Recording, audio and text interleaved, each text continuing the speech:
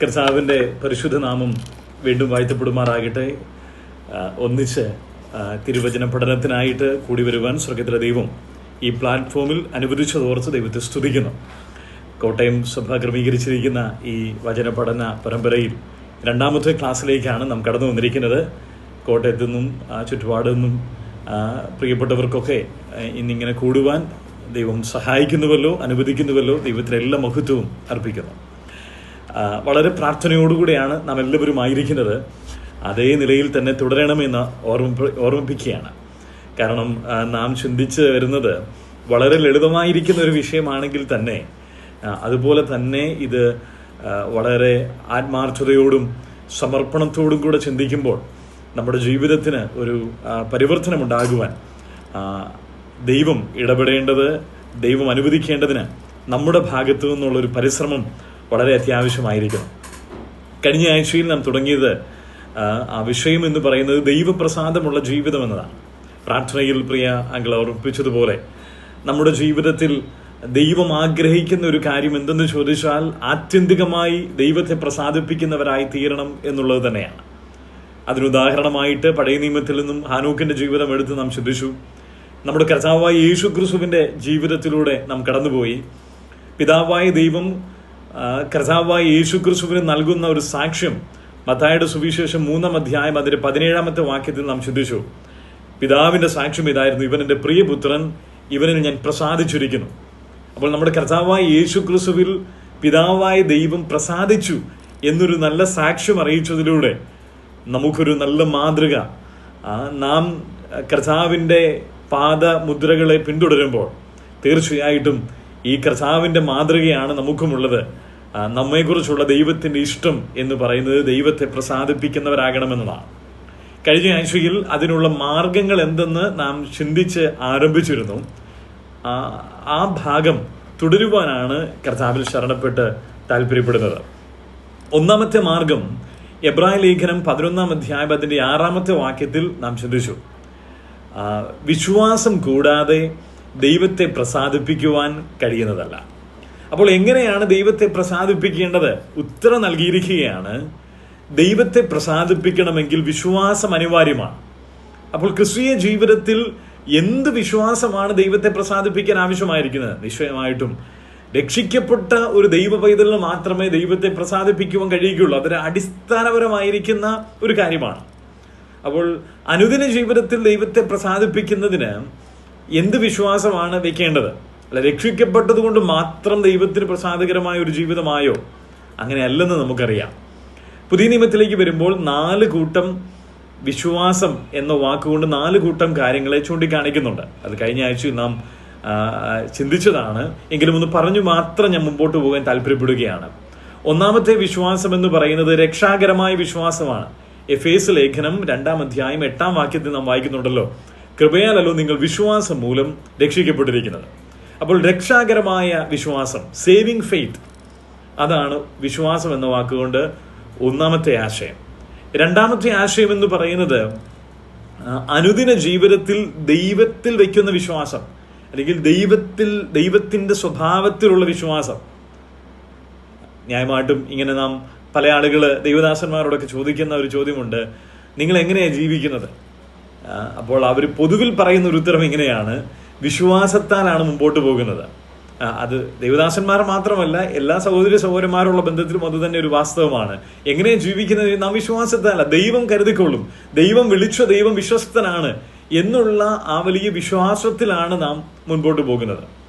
അത് ദൈവാശ്രയം എന്ന ദൈവത്തിങ്കൽ വയ്ക്കുന്ന വിശ്വാസം. മൂന്നാമത് കൊരിന്ത്യർക്ക് എഴുതിയ 1-ാം ലേഖനം 12-ാം അധ്യായം അതിന്റെ 9-ാമത്തെ വാക്യത്തിലേക്ക് വരുമ്പോൾ കൃപാവരങ്ങളുടെ ലിസ്റ്റിൽ വിശ്വാസം എന്ന കൃപാവരത്തെ കുറിച്ച് രേഖപ്പെടുത്തിയിട്ടുണ്ട്. അവിടെ തന്നെ അത് പറഞ്ഞിട്ടുണ്ട്, എല്ലാവർക്കും ഉള്ളതല്ല അതെന്ന്. വേറൊരുവന് വിശ്വാസം അപ്പോൾ എല്ലാവർക്കും ഉള്ളതല്ലെന്ന് അവിടെ പറഞ്ഞിട്ടുണ്ട്. നാലാമതായിട്ട് യൂദയുടെ ലേഖനം 3-ാം വാക്യത്തിലേക്ക് കടന്നു വരുമ്പോൾ ഉപദേശ സത്യങ്ങൾക്ക് വേണ്ടി നാം പോരാടണം എന്ന നിലയിൽ വിശ്വാസം എന്ന വാക്ക് അവിടെ ഉപയോഗിച്ചിട്ടുണ്ട്. അപ്പോൾ ഉപദേശ സത്യങ്ങളെ അല്ലെങ്കിൽ വിശ്വാസ പ്രമാണത്തെ ചൂണ്ടിക്കാണിക്കുവാൻ വിശ്വാസം എന്ന വാക്ക് ഉപയോഗിച്ചു. കൃപാവരത്തെ ചൂണ്ടിക്കാണിക്കുവാൻ, ഒരു കൃപാവരത്തെ ചൂണ്ടിക്കാണിക്കൽ വിശ്വാസം എന്ന കൃപാവരം. 3 ദൈവത്തിൻ്റെ സ്വഭാവത്തിൽ ദൈവത്തിങ്കൽ വയ്ക്കുന്ന വിശ്വാസം. 4 രക്ഷാകരമായ വിശ്വാസം. ഇവിടെ കടന്നു വരുമ്പോൾ എന്ത് വിശ്വാസത്താലാണ് നാം ദൈവത്തെ പ്രസാദിപ്പിക്കേണ്ടത്? ഇവിടെ 2 കൂട്ടം കാര്യങ്ങൾ നാം ദൈവത്തിങ്കൽ വയ്ക്കുന്ന വിശ്വാസത്തെക്കുറിച്ച് പറഞ്ഞിരിക്കുക. രക്ഷാകരമായിരിക്കുന്ന വിശ്വാസത്തെക്കുറിച്ചോ, കൃപാപരം എന്ന വിശ്വാസത്തെക്കുറിച്ചോ, ഉപദേശ സത്യങ്ങളായിരിക്കുന്ന വിശ്വാസത്തെക്കുറിച്ചോ അല്ല, മറിച്ച് ദൈവത്തിങ്കൽ വയ്ക്കുന്ന എൻ്റെ ആശ്രയം, ദൈവത്തിന്റെ സ്വഭാവത്തിൽ, ദൈവത്തിന്റെ പ്രവൃത്തിയിൽ നാം വയ്ക്കുന്ന വിശ്വാസം. 2 കൂട്ടം കാര്യങ്ങൾ അത് നാം ചിന്തിച്ചാരംഭിച്ചു. ഒന്ന്, ദൈവത്തിന്റെ അടുക്കൽ വരുന്നവൻ. എബ്രായർ 11:6 നാം ഇങ്ങനെ വായിക്കുന്നു, വിശ്വാസം കൂടാതെ ദൈവത്തെ പ്രസാദിപ്പിക്കുവാൻ കഴിയുന്നതല്ല. ദൈവത്തിന്റെ അടുക്കൽ വരുന്നവൻ ദൈവമുണ്ട് എന്നും തന്നെ അന്വേഷിക്കുന്നവർക്ക് പ്രതിഫലം നൽകുന്നു എന്നും വിശ്വസിക്കേണ്ടതല്ലയോ? അപ്പൊ 2 കാര്യങ്ങൾ വിശ്വസിക്കണം. എന്തൊക്കെയാണ്? ഒന്ന്, ദൈവത്തിന്റെ അടുക്കൽ വരുന്നവൻ ദൈവമുണ്ട്. അതിന്റെ ആശയം എന്താണെന്ന് നാം ചുരുക്കം വാക്കുകളിൽ നാം ചിന്തിച്ചിരുന്നു. അത് ഓർമ്മപ്പെടുത്തുന്നത് ദൈവം സർവ്വവ്യാപിയായിരിക്കുന്ന ദൈവമാണ്. ദൈവത്തിന്റെ സ്വഭാവ വിശേഷണമാണത്. ദൈവം സർവ്വവ്യാപിയാണ്. ഞാൻ എവിടെല്ലാം പോയിരുന്നാലും, തനിച്ചായിരുന്നാലും ഒന്നിച്ചായിരുന്നാലും, എവിടെല്ലാം ആയിരുന്നാലും എന്നെ എപ്പോഴും നോക്കിക്കൊണ്ടിരിക്കുന്ന ഒരു ദൈവം ആണ് നമ്മുടെ ദൈവം എന്ന വിശ്വാസം. പലപ്പോഴും ഈ അറിവ് നമുക്ക് എല്ലാവർക്കുമുണ്ട്. ഇപ്പോൾ വിശ്വാസത്തെക്കുറിച്ച് അല്ലെങ്കിൽ ദൈവത്തിന്റെ സ്വഭാവ സവിശേഷതയെക്കുറിച്ച് ഒരു വിഷയം എടുക്കാൻ പറഞ്ഞാൽ നമുക്കൊക്കെ വളരെ, പ്രത്യേകിച്ച് ബ്രദറൻ വിശ്വാസികളെ സംബന്ധിച്ചിടത്തോളം നമുക്കൊക്കെ ആ കാര്യങ്ങളൊക്കെ പറയുവാനും ദൈവത്തിന്റെ സ്വഭാവ സവിശേഷതകൾ പങ്കുവയ്ക്കുവാൻ കഴിയുന്നവയും പങ്കുവയ്ക്കുവാൻ കഴിയാത്തവയും ഒക്കെ വേർതിരിച്ചു പറയുവാനും പഠിപ്പിക്കുവാനും ഒക്കെ അറിവ് നമുക്കുണ്ട്. ഇതൊക്കെ നിങ്ങൾ അറിഞ്ഞിരിക്കണം. അറിയാത്തവരാകുവാൻ പാടില്ലെന്നൊന്നുമല്ല പറഞ്ഞിരിക്കുന്നത്, വിശ്വസിക്കേണ്ടവരാണെന്ന് പറഞ്ഞിരിക്കണം. അറിവ് കൊണ്ട് മാത്രമാവില്ല. നാം വായിക്കുന്നത് പോലെ അറിവ് ചീർപ്പിക്കും. എന്നാൽ സ്നേഹം അല്ലെങ്കിൽ ഇത് വിശ്വാസത്താൽ ജീവിതത്തിൽ അനുവർത്തിക്കുമ്പോൾ അല്ലെങ്കിൽ അത് ജീവിതത്തിൽ പ്രാവർത്തികമാകുമ്പോഴാണ് അത് ശരിക്കും പ്രയോജനകരമായി പ്രസാദകരമായി തീരുന്നത്. അപ്പോൾ ഇവിടെ ഒന്നാമത് പറഞ്ഞിരിക്കുകയാണ് വിശ്വാസം. ദൈവം നമ്മെ എപ്പോഴും കണ്ടുകൊണ്ടിരിക്കുന്ന ദൈവാവബോധം നമുക്ക് ആവശ്യമാണ്. അനേക വിശ്വാസികളും പ്രാർത്ഥിക്കുന്ന ഒരു പ്രാർത്ഥന, അത് നാം കഴിഞ്ഞ ക്ലാസ്സിലും ചിന്തിച്ചതാണ്. പലരും പ്രാർത്ഥിക്കുമ്പോൾ ഇങ്ങനെ പറയാറുണ്ട്, യാത്ര പോകുന്നതിന് മുമ്പൊക്കെ ദൈവമേ ഞങ്ങൾ ഇന്ന വഴിക്ക് പോവുകയാണ്, അങ്ങ് ഞങ്ങളോട് കൂടെ ഇരിക്കണമേ എന്ന് പ്രാർത്ഥിക്കാറുണ്ട്. അങ്ങയുടെ സാന്നിധ്യം ഞങ്ങളോട് കൂടെ ഇരിക്കണമേ. ചിലപ്പോഴൊക്കെ യോഗങ്ങൾക്ക് കടന്നു വരുമ്പോൾ നാം പറയാറും പ്രാർത്ഥിക്കുന്നതും ഇങ്ങനെയാണ്, ഞങ്ങൾ അങ്ങയുടെ സന്നിധിയിലേക്ക് വന്നിരിക്കുന്നു. അങ്ങനെ പറയുന്നത് പാപമോ തെറ്റെന്നോ ഒന്നും അല്ല പറഞ്ഞു വരുന്ന ആശയം, മറിച്ച് ദൈവത്തിന്റെ സാന്നിധ്യമില്ലാത്ത ഒരു സമയം പോലും നമ്മുടെ ജീവിതത്തിലില്ല. ദൈവം നമ്മോടുകൂടെ എപ്പോഴും ഉണ്ട്. എന്നാൽ ആ ദൈവ സാന്നിധ്യ ബോധത്തിലേക്കാണ് നാം കടന്നു വരുന്നത്. ഈ ബോധം, ഈ വിശ്വാസം എപ്പോഴും നമ്മെ ഭരിക്കേണ്ടത് അനിവാര്യമാണ്. അതാ ഇവിടെ ഓർമ്മിപ്പിക്കുന്നത്, എന്റെ ദൈവത്തെ എനിക്ക് പ്രസാദിപ്പിക്കണമെങ്കിൽ എന്താവശ്യമായിരിക്കുന്നു? ദൈവം എന്നെ എപ്പോഴും നോക്കിക്കൊണ്ടിരിക്കുന്നു, കണ്ടുകൊണ്ടിരിക്കുന്നു എന്നുള്ള അറിവുണ്ടായത് കൊണ്ടായില്ല, മറിച്ച് അത് വിശ്വാസമായി നമ്മുടെ ജീവിതത്തിൽ ഉണ്ടാവേണ്ടിയിരിക്കുന്നു. ആ അവബോധത്തിൽ നാം ജീവിക്കേണ്ടത് ആവശ്യമാണ്. അങ്ങനെയാകുമ്പോൾ പല കാര്യങ്ങളും നാം ചെയ്യുന്ന പല കാര്യങ്ങളും ചെയ്യില്ല, പറയുന്ന പല കാര്യങ്ങളും പറയില്ല. ജീവിതത്തിൽ ഒത്തിരി ക്രമീകരണങ്ങൾ വരുത്തുവാൻ നമുക്ക് സാധിക്കും. എബ്രായ ലേഖനത്തിൽ ആണല്ലോ നാം ഇപ്പോൾ ചിന്തിച്ചുകൊണ്ടിരിക്കുന്നത്. ഇതൊരു അടിസ്ഥാനപരമായ പഠനമാണെങ്കിലും മറ്റു ഭാഗങ്ങളിലേക്ക് നാം കടന്നു പോകും എങ്കിലും ഇപ്പോൾ ചിന്തിച്ചുകൊണ്ടിരിക്കുന്ന എബ്രായ ലേഖനമാണല്ലോ. അതുകൊണ്ട് എബ്രായ ലേഖനം തന്നെ 12-ാം അധ്യായത്തിന്റെ ഏറ്റവും ഒടുവിലത്തെ വാക്യത്തിലേക്ക് നമുക്കൊന്ന് വേഗത്തിൽ കടന്നു വരാം. എബ്രായ ലേഖനം 12-ാം അധ്യായം അതിന്റെ ഏറ്റവും ഒടുവിലത്തെ വാക്യം നമുക്ക് വളരെ പരിചിതമാണ്. ആ വാക്യത്തിൽ ഇങ്ങനെ നാം വായിക്കുന്നത്, നമ്മുടെ ദൈവം ദഹിപ്പിക്കുന്ന അഗ്നിയല്ലോ. നമ്മുടെ ദൈവം ദഹിപ്പിക്കുന്ന അഗ്നിയല്ലോ. അപ്പോൾ അതുമായി ഒന്ന് ചേർത്ത് ചിന്തിച്ചേ, എപ്പോഴും എന്നെ നോക്കിക്കൊണ്ടിരിക്കുന്ന ഈ ദൈവം ആരാണ്? ഈ ദൈവം ദഹിപ്പിക്കുന്ന അഗ്നിയായിരിക്കുന്ന ദൈവമാണ്. നമ്മളൊക്കെ നമ്മുടെ ഭവനങ്ങളിൽ അനേകം വാക്യബോർഡുകളൊക്കെ ഭിത്തികളിലൊക്കെ സ്ഥാപിക്കാറുണ്ട്. നമ്മുടെ സഭാ ഹോളുകളിലുണ്ട്, വീടുകളിലുണ്ട്, എല്ലാവരുടെയും വീടുകളിലുണ്ട്. ഏതെങ്കിലും ഒരു വിശ്വാസിയുടെ വീട്ടിൽ ഇങ്ങനെ ഈ ഒരു വാക്യം എഴുതി വെച്ചിരിക്കുന്ന കണ്ടിട്ടുണ്ടോ? ഈ ഒരു വാക്യം ബോർഡായിട്ട്, നമ്മുടെ ദൈവം ദഹിപ്പിക്കുന്ന അഗ്നിയല്ലോ. ഞാൻ ഇതുവരെയും കണ്ടിട്ടില്ല.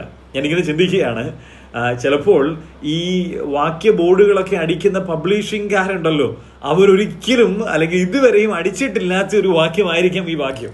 കാരണം അവർക്ക് തന്നെ അറിയാം, ഇത് അടിച്ചു വെച്ചാൽ, ഇതവര് വിൽക്കാൻ വെച്ചാൽ ഒരു വിശ്വാസിയും വാങ്ങാനായിട്ട് പോകുന്നില്ല. നമുക്കെല്ലാവർക്കും നമ്മുടെ ദൈവത്തെ എങ്ങനെ കാണാൻ ആഗ്രഹം? നമ്മുടെ ദൈവം സ്നേഹവാനായ ദൈവമാണ്, കരുണയുള്ള ദൈവമാണ്, നമ്മെ മാനിക്കുന്ന ദൈവമാണ്, എന്നെ മാനിക്കുന്നവരെ ഞാനും അപ്പൊ ഇങ്ങനെയുള്ള വാക്യങ്ങൾ മാത്രം ചുമരുകളിൽ കാണാനാണ് നമുക്ക് ആഗ്രഹം. നമ്മുടെ ആരുടെയും വീട്ടിലും നമ്മുടെ ആരുടെയും ചുമരിലും ഒന്നും നമ്മുടെ ദൈവം ദഹിപ്പിക്കുന്ന അഗ്നിയായ ദൈവം എന്ന് കാണുവാൻ പോലും ആഗ്രഹമില്ല. എന്ന് വെച്ചാൽ ന്യായം വിധിക്കുന്ന ഒരു ദൈവമായി നമ്മുടെ ദൈവത്തെ നമുക്ക് കാണാൻ താല്പര്യമില്ല. സ്നേഹവാനായ ദൈവമായിട്ട് കണ്ടാൽ മതി. നമ്മെ അനുഗ്രഹിക്കുന്ന ദൈവം, ഇടയനായ ദൈവം, ഈ ഇടയനായിരിക്കുന്ന ദൈവം തന്നെ ശിക്ഷ വിധിക്കുന്ന ദൈവമാ, ന്യായം വിധിക്കുന്ന ദൈവമാ, ദഹിപ്പിക്കുന്ന അഗ്നിയായിരിക്കുന്ന ദൈവമാണ്.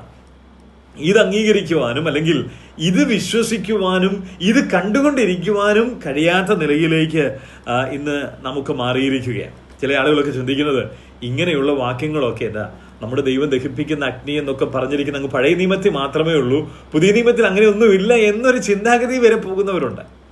കർത്താവ് നമ്മെ സഹായിക്കട്ടെ. ഇവിടെ ഓർമ്മപ്പെടുത്തുക, നമ്മെ എപ്പോഴും നോക്കിക്കൊണ്ടിരിക്കുന്ന ദൈവം ദഹിപ്പിക്കുന്ന അഗ്നിയായിരിക്കുന്ന ദൈവമാണ്. ഞാനിങ്ങനെ പറയട്ടെ, ഈ ദഹിപ്പിക്കുന്ന അഗ്നി എന്നുള്ള വാക്ക് കേൾക്കുമ്പോൾ തന്നെ ആളുകൾ ഭയപ്പെടുന്നതിന്റെ കാരണം എന്താണെന്നറിയാമോ? നിങ്ങളത് ചിന്തിച്ചിട്ടുണ്ടോ? ദഹിപ്പിക്കുന്ന അങ്ങനെയൊന്നും ദൈവത്തെ കാണാൻ താല്പര്യമില്ലാത്തതിന്റെ കാരണം എന്താണെന്നറിയാമോ? ഈ വാക്യം ശരിയായ നിലയിൽ മനസ്സിലാക്കിയിട്ടില്ല. ഒരു ലളിതമായ ഒരു ഉദാഹരണം ഞാനിങ്ങനെ ഒന്ന് പറയട്ടെ. നമ്മളൊക്കെ അടുക്കളയിലാണ് ആഹാരം പാകം ചെയ്യുന്നത്. ആഹാരം പാകം ചെയ്യുമ്പോൾ എന്ത് ആഹാരമാണെങ്കിലും തീ ഉപയോഗിച്ചാണ് നാം ആ ആഹാരമൊക്കെ പാകം ചെയ്യാറുള്ളത്. അല്ലെങ്കിൽ ചൂട് ഉപയോഗിച്ച് തീ ഉപയോഗിച്ചാണ് ചെയ്യുന്നത്. കടയിൽ നിന്ന് പച്ചക്കറിയൊക്കെ വാങ്ങിച്ചുകൊണ്ട് വന്ന് നാം ചെയ്യുന്നത് ഈ തീക്കകത്തേക്ക് അല്ലെങ്കിൽ പാത്രം വെച്ച് ഈ പാത്രത്തിൽ തീ ചൂടാക്കി എണ്ണ ഒഴിച്ച് അതിലേക്ക് ഇത് വെച്ച് പാകം ചെയ്യുമ്പോൾ ഓക്കെ ഇത് തീക്കകത്ത് കിടന്നങ്ങ് നശിച്ചു പോകട്ടെ എന്ന നിലയിലാണോ? ഒരിക്കലുമല്ല. മറിച്ച് എന്തിനാണ് ഇത് നമുക്ക് ഭക്ഷ്യയോഗ്യമായി തീരുന്ന നിലയിലാണ്. മാംസം വാങ്ങിക്കൊണ്ട് വന്നാലും അല്ലെങ്കിൽ വെജിറ്റബിൾസ് വാങ്ങിക്കൊണ്ട് വന്നാലും നമുക്ക് ഭക്ഷിക്കുവാൻ കഴിയുന്ന നിലയിലേക്ക് അതാക്കി തീർക്കുവാൻ വേണ്ടിയാണ് ഈ തീയിലൂടെ കടത്തിവിടുന്നത് അല്ലെങ്കിൽ പാകം ചെയ്യുവാൻ നാം അനുവദിക്കുന്ന ആ തീ ഉപയോഗിച്ച് പാകം ചെയ്യുന്നത്. ഇത് തന്നെ ഒന്ന് ആത്മീയ മേഖലയിലോട്ടൊന്ന് എടുത്ത് ചിന്തിച്ച ഒരു ഉദാഹരണമായിട്ട്, നമ്മുടെ ദൈവം ദഹിപ്പിക്കുന്ന അഗ്നിയായിരിക്കുന്ന ദൈവമെന്ന് വിശ്വസിക്കുന്നത് ആരാണെന്നറിയാമോ? എൻ്റെ ജീവിതം ദൈവത്തിന് പ്രയോജനമുള്ളൊരു ജീവിതമാക്കി, യോഗ്യതയുള്ളൊരു ജീവിതമാക്കി തീർക്കണമെന്ന് ആഗ്രഹമുള്ളവർ അങ്ങനെ ചെയ്യും. അല്ലെങ്കിൽ ഇതൊന്നും അംഗീകരിക്കാൻ മനസ്സില്ല. അപ്പോൾ എന്നെ നശിപ്പിക്കുന്നതല്ല ഈ ദൈവം, മറിച്ച് എന്നെ ശുദ്ധീകരിക്കുന്ന ദൈവമാണ് എൻ്റെ ദൈവം എന്ന് വിശ്വസിക്കുന്നവരാണ് ദൈവത്തെ ദഹിപ്പിക്കുന്ന അഗ്നിയായിട്ട് കാണുകയുള്ളൂ. മറ്റൊരു ഉദാഹരണം കൂടി ഞാനിങ്ങനെ പറയട്ടെ. നമുക്കറിയാം, നമ്മുടെ ഇടയിൽ അനേക പ്രിയപ്പെട്ടവർ ഇന്ന് ക്യാൻസർ രോഗത്തിലൂടെ കടന്നു പോകുന്നുണ്ട്. ആ ക്യാൻസർ രോഗത്തിനുള്ള ഒരു ചികിത്സ എന്ന് പറയുന്നത് നമുക്കറിയാവുന്ന പോലെ റേഡിയേഷൻ ഉണ്ട്, കീമോതെറാപ്പി ഉണ്ട്. ഈ ട്രീറ്റ്മെന്റുകളൊക്കെ, പ്രത്യേകിച്ച് കീമോതെറാപ്പി എന്നൊക്കെ പറയുന്നത് ക്യാൻസർ സെല്ലുകളെ നശിപ്പിച്ചു കളയുന്ന ഒരു ഘടകമാണ് അല്ലെങ്കിൽ ഒരു ചികിത്സയാണല്ലോ. ഞാൻ അതിനെക്കുറിച്ച് വിശദീകരിക്കേണ്ട ആവശ്യം തന്നെയില്ല. നമുക്കൊക്കെ നാം അറിഞ്ഞിട്ടുള്ളതും കേട്ടിട്ടുള്ളതുമാണ്. അങ്ങനെ ഇരിക്കുമ്പോൾ ഇങ്ങനെ ഒന്ന് ചിന്തിച്ചേ, ഡോക്ടർ പരിശോധിച്ചിട്ട് പറഞ്ഞ് നിങ്ങൾക്ക് ഇത്ര കീമോതെറാപ്പിയുടെ ആവശ്യമുണ്ട്.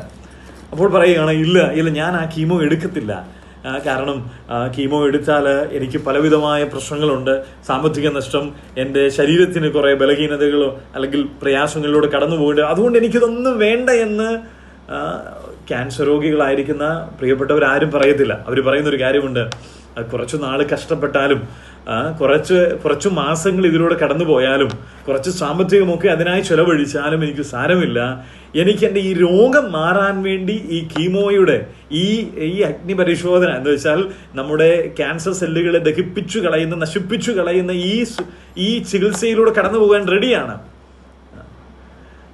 ഇതേ നിലയിലൊന്ന് ചിന്തിച്ചേ, ദൈവം ദഹിപ്പിക്കുന്ന അഗ്നി ആയിരിക്കുന്ന ദൈവം എന്ന് വിശ്വസിക്കുവാൻ ആർക്ക് കഴിയും? പാപത്തെ വെറുക്കുന്ന വിശ്വാസികൾക്ക് മാത്രമേ കഴിയുകയുള്ളൂ. പാപത്തെ വെറുക്കാതെ പാപത്തോട് താതാത്മ്യപ്പെട്ടുകൊണ്ട് മുമ്പോട്ട് പോകുന്ന വിശ്വാസികളെ സംബന്ധിച്ചോ ആളുകളെ സംബന്ധിച്ചിടത്തോളം ദൈവത്തെ ദഹിപ്പിക്കുന്ന അഗ്നിയായിട്ടൊന്നും അവർക്ക് കാണാൻ താല്പര്യമില്ല. അവർക്ക് ദൈവം സ്നേഹവാനായ ദൈവമാണ്. എത്ര തെറ്റ് ചെയ്താലും എന്തെല്ലാം കുരുത്തക്കേടുകൾ കാണിച്ചാലും ദൈവം ക്ഷമിക്കുന്ന ദൈവമാണ് എന്ന് ചിന്തിച്ച് മുന്നോട്ട് പോകുന്നവരെ. മറിച്ച് എൻ്റെ ജീവിതത്തെ പാപത്തെ, എൻ്റെ രഹസ്യ ജീവിതത്തെ പാപത്തെ, എൻ്റെ പ്രവൃത്തിയിലെ പാപത്തെ, എൻ്റെ വാക്കുകളിലെ പാപത്തെ, ഇതിനെയൊക്കെ ഞാൻ വെറുക്കുന്നു, ക്യാൻസറിനെ വെറുക്കുന്നത് പോലെ വെറുക്കുന്നു എന്ന് പറയുന്ന ഒരു ദൈവ പൈതലിന് മാത്രമേ നമ്മുടെ ദൈവം ദഹിപ്പിക്കുന്ന അഗ്നിയായിരിക്കുന്ന ദൈവമെന്ന് വിശ്വസിക്കുവാൻ തുനിയുകയുള്ളൂ. കർത്താവ് നമ്മെ സഹായിക്കട്ടെ. അപ്പോൾ നമ്മുടെ ദൈവം ദഹിപ്പിക്കുന്ന അഗ്നിയായ ദൈവമാണ് എന്ന് വിശ്വസിക്കുമ്പോൾ നമ്മുടെ ജീവിതത്തിൽ ആകപ്പാടെ വ്യത്യാസങ്ങൾ സംഭവിക്കും. വിശ്വാസികളായിരിക്കുന്ന നാം എത്രയോ നമ്മുടെ ജീവിതത്തിൽ ശ്രദ്ധയുള്ളവരായിരിക്കണം. നമ്മുടെ വാക്കുകളിലും നമ്മുടെ ചിന്തകളിലും നമ്മുടെ മറ്റു സഹോദരന്മാരുമായുള്ള ഇടപാടുകളിലും ദൈവത്തോടുള്ള ബന്ധത്തിലുമൊക്കെ എത്ര ശ്രദ്ധയുള്ളവരായിരിക്കണം. മറ്റൊരു ഉദാഹരണം കൂടെ ഞാൻ വേഗത്തിൽ പറഞ്ഞു മുമ്പോട്ട് വരാം. ഈ നാടുകളിലൊക്കെ ഒത്തിരി ക്യാമറകളൊക്കെ റോഡിൽ വെച്ചിട്ടുണ്ടല്ലോ. AI ക്യാമറകളുണ്ട്, പോലീസുകാരുടെ അല്ലാതെയുള്ള ചെക്കിങ്ങുകളുണ്ട്. ഇതൊക്കെ നടക്കുന്ന സമയത്ത് ഇങ്ങനെ റോഡിലൂടെ പോകുമ്പോൾ നാമൊക്കെ വളരെ ശ്രദ്ധയോടുകൂടെ, പലപ്പോഴും അങ്ങനെയാണല്ലോ, റോഡ് നിയമങ്ങളൊക്കെ പാലിച്ചു വേണം വിശ്വാസികൾ വാഹനം ഓടിക്കാൻ. അങ്ങനെ ഓടിച്ചൊക്കെ പോകുമ്പോൾ ഒരു പക്ഷെങ്കിൽ നിയന്ത്രണ വിധേയമായിരിക്കുന്ന സ്പീഡിൽ മുന്നോട്ട് പോയിക്കൊണ്ടിരിക്കുന്നു. അങ്ങനെ സീറ്റ് ബെൽറ്റ് ഒക്കെ ഇട്ട് പോകുമ്പോൾ വഴിയരികിൽ ഒരു പോലീസ് ജീപ്പ് നിർത്തിയിട്ട് 1-2 പോലീസുകാർ അവിടെ ഇറങ്ങി നിന്ന് പരിശോധിക്കുകയാണെന്ന് വിചാരിക്കുക. അപ്പോൾ സാധാരണഗതി ചെയ്യുന്ന എന്താണ്? നാം സ്പീഡ് ഒരു പക്ഷെങ്കിൽ 50-ലോ 60-ലോ ഒക്കെയാണ് പോകുന്നതെങ്കിൽ എന്നാൽ ഒരു 10 കൂടെ കുറച്ചേക്കാം. സീറ്റ് ബെൽറ്റ് ഒക്കെ ഇട്ടിട്ടുണ്ടോ എന്നൊന്നുകൂടെ ഒന്ന് അടുത്തിരിക്കുന്ന ആൾ വിട്ടോ എന്ന് ഉറപ്പ് വരുത്താറുണ്ട്. നമ്മുടെ അതേ പോകേണ്ട ലൈനിൽ തന്നെയാണ് പോകുന്നത്, കുറച്ചുകൂടെ ശ്രദ്ധിക്കാറുണ്ട്, ഇല്ലേ? നമ്മളെല്ലാം ശ്രദ്ധയുള്ളവരാ. അപ്പോൾ കേവലം ഒരു പോലീസ് ഉദ്യോഗസ്ഥൻ റോഡരികിൽ നിന്നാൽ റോഡിലെ നിയമങ്ങൾ പാലിക്കുന്നതിൽ ഇത്രയും ശ്രദ്ധ നാം പുലർത്തുന്നുവെങ്കിൽ നമ്മുടെ ദൈവം ദഹിപ്പിക്കുന്ന അഗ്നിയായിരിക്കുന്ന ദൈവം നമ്മെ എപ്പോഴും നോക്കിക്കൊണ്ടിരിക്കുന്നു എന്ന ബോധ്യം നമുക്ക് വരുമ്പോൾ എത്ര അധികമായി ശ്രദ്ധയുള്ളവരായിരിക്കണം.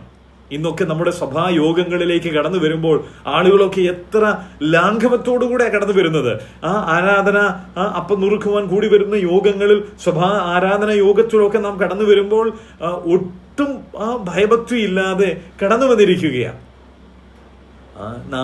നമ്മെ തന്നെ ഒരു ആത്മപരിശോധന. നാം ആരെയും കുറ്റപ്പെടുത്തുകയോ ഇന്നയാളെ ഒന്നും ചൂണ്ടുകയല്ല. ഞാൻ എന്താ ചെയ്യുന്നത്? ഞാൻ കടന്നു വരുന്ന സമയം മുതൽ ഞാൻ പാടുന്ന പാട്ടുകൾ ആത്മാർത്ഥതയോടെ എൻ്റെ ദൈവത്തെ പ്രസാദിപ്പിക്കുവാൻ വേണ്ടിയാണ് പാടുന്നത്. ഈ ദൈവം കേട്ടുകൊണ്ടിരിക്കുക, കണ്ടുകൊണ്ടിരിക്കുക. ആ ദൈവത്തിന് ഞാൻ അർപ്പിക്കുകയാണെന്നുള്ള ബോധ്യത്തോടുകൂടിയാണ്. പല വിശ്വാസികളും പറയുന്നൊരു കാര്യം ഇതാണ്. ഹോളിലേക്ക് വന്നാൽ ചിലരൊക്കെ വരുന്നത് സഭാ ഹോളിലെ ഫാനിൻ്റെ എണ്ണം എടുക്കാനും അല്ലെങ്കിൽ പാടുന്ന രീതിയുടെ അളവെടുക്കുവാനും പ്രസംഗിക്കുന്നയാളുടെ പ്രസംഗത്തിൻ്റെ മികവ് എങ്ങനെയുണ്ടായിരുന്നു എന്ന് ഇതിനൊക്കെ ആയിട്ടാണ്. കുറെ നാൾ മുമ്പ് ഒരാൾ പറഞ്ഞു കേട്ട ഒരു സംഭവം ഇങ്ങനെയാണ്. ഒരു മാതാവ് സഭയിൽ കടന്നു വരാൻ തുടങ്ങി. ചില നാളുകൾ വരാതിരുന്നിട്ട് പിന്നീട് കുറച്ച് ആഴ്ചകളിലേക്ക് സ്ഥിരമായി വരാൻ തുടങ്ങി. അപ്പോൾ ഒരു ആൾ ചോദിച്ചു, എന്താ അമ്മച്ചി, എന്താ ഇപ്പോൾ എല്ലാ ആഴ്ചയിലും വരാൻ പറ്റുന്നുണ്ടല്ലോ, ദൈവം സഹായിക്കുന്നുണ്ടല്ലോ. അപ്പോൾ ഈ അമ്മച്ചി ഇങ്ങനെ മറുപടിയായിട്ട് പറഞ്ഞു, മോനെ, കഴിഞ്ഞ കുറേ നാളുകളായിട്ട് എനിക്ക് ഉറക്കമെന്ന് പറയുന്ന ഒരു കാര്യമേ ഇല്ലായിരുന്നു. പിന്നെ കഴിഞ്ഞ ചില ആഴ്ചകളായിട്ട് സഭായോഗത്തിന് വന്നിരിക്കുമ്പോഴാണ് എൻ്റെ കണ്ണൊന്ന് അടച്ചിരുന്ന് ഉറങ്ങാനായിട്ട് കഴിയുന്നത്. അപ്പോൾ എനിക്ക് നല്ല ഉറക്കം ലഭിക്കുന്നത് ഇവിടെ വരും. അതുകൊണ്ടാണ് ഞാൻ എല്ലാ ആഴ്ചയിലും വരുന്നത്. വീട്ടിൽ പോയാൽ രാത്രിയിലും പകലും ഒന്നും ഉറക്കമില്ല. ഒരുപക്ഷെ അത് ഒരു തമാശ രീതിയിൽ പറഞ്ഞതാണെങ്കിൽ പോലും അനേക വിശ്വാസികൾ വന്ന് യാതൊരു ഭക്തിയോ ദൈവത്തോടുള്ള ഭക്തി ഇല്ലാതെ വന്ന് ഇരിക്കുകയാണ്. കാരണം ദൈവസഭയ്ക്ക് ഹോളിൽ കടന്നു വന്ന് ദൈവജനം ഒന്നിച്ചിരിക്കുമ്പോൾ പോലും ദൈവ സാന്നിധ്യ ബോധം ഇല്ലാതെ പ്രവർത്തിക്കുന്നുവെങ്കിൽ നാം യോഗത്തിലല്ലാത്ത സമയത്ത് എത്ര അധപതനത്തിലേക്ക് പോകുവാനുള്ള സാധ്യതകളുണ്ട്. ചിലരൊക്കെ പറയാറുണ്ട്, ഭക്തിയും ബൈബിളും ഒക്കെ യോഗത്തിന് വരുമ്പോൾ മതി, പുറത്തിറങ്ങുമ്പോൾ അതിൻ്റെ ഒന്നും ആവശ്യമില്ല. ദൈവം നമ്മെ സഹായിക്കട്ടെ. നമ്മുടെ ക്രിസ്തീയ ജീവിതത്തിൽ നമ്മുടെ ദൈവത്തെ പ്രസാദിപ്പിക്കുവാൻ നമുക്ക് ആവശ്യം ദൈവത്തെങ്കിലുള്ള വിശ്വാസമാണ്. ആ വിശ്വാസം ഇവിടെ പറഞ്ഞിരിക്കുന്നത് എന്താണ്? എൻ്റെ ദൈവം എന്നെ എപ്പോഴും നോക്കിക്കൊണ്ടിരിക്കുന്ന ദൈവമാണ്. ദൈവം ഒരു നിമിഷം പോലും ദൈവ സാന്നിധ്യത്തിന് പുറത്തല്ല. ഞാൻ എപ്പോഴും എന്നെ കണ്ടുകൊണ്ടിരിക്കുക. അനേക വാക്യങ്ങളിൽ തിരുവചനത്തിനുണ്ടല്ലോ, ഞാൻ എവിടെല്ലാം പോയിരുന്നാലും എവിടെല്ലാം പോയി ഒളിച്ചാലും അവിടെ ദൈവമേ അങ്ങുണ്ട്. ഈ ബോധ്യമുള്ളൊരു ജീവിതം നയിപ്പാൻ കർത്താവ് നമ്മെ സഹായിക്കട്ടെ. അപ്പൊ പാപത്തെ വെറുക്കുന്ന ഒരു ദൈവ പൈതലാണ് വിശ്വസിക്കുവാൻ കഴിയുന്ന എൻ്റെ ദൈവം ദഹിപ്പിക്കുന്ന അഗ്നിയായിരിക്കുന്ന ദൈവമെന്ന്. നമുക്ക് പഴയ നിയമത്തിൽ നിന്ന് 1-2 വാക്യങ്ങൾ ഈ കാര്യത്തോടുള്ള ബന്ധത്തിൽ ഒന്ന് വേഗത്തിൽ ചിന്തിക്കാം. യെശയ്യാവിന്റെ പുസ്തകം 33-ാം അധ്യായം അതിന്റെ 15-ാമത്തെ വാക്യം നമുക്കൊന്ന് വേഗത്തിൽ വായിക്കാം.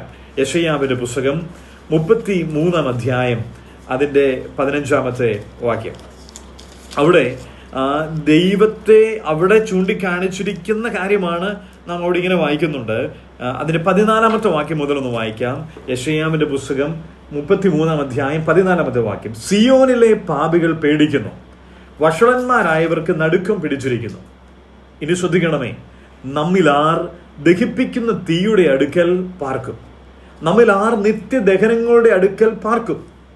ഇവിടെ ഒരു ചോദ്യം ഉയർത്തിയിരിക്കുകയാണ്. നാം പുതിയ നിയമത്തിൽ എബ്രായ ലേഖനം 12-ാം അധ്യായം അതിന്റെ 29-ാം വാക്യത്തിൽ പറഞ്ഞിരിക്കുന്ന ദൈവത്തിന്റെ വിശേഷത തന്നെ ഇവിടെയും പറഞ്ഞിരിക്കുക. ദഹിപ്പിക്കുന്ന അഗ്നി, അല്ലെങ്കിൽ ഇവിടെ പറയുന്ന വാക്കിതാണ്, ദഹിപ്പിക്കുന്ന തീയുടെ അടുക്കൽ ആര് പാർക്കും?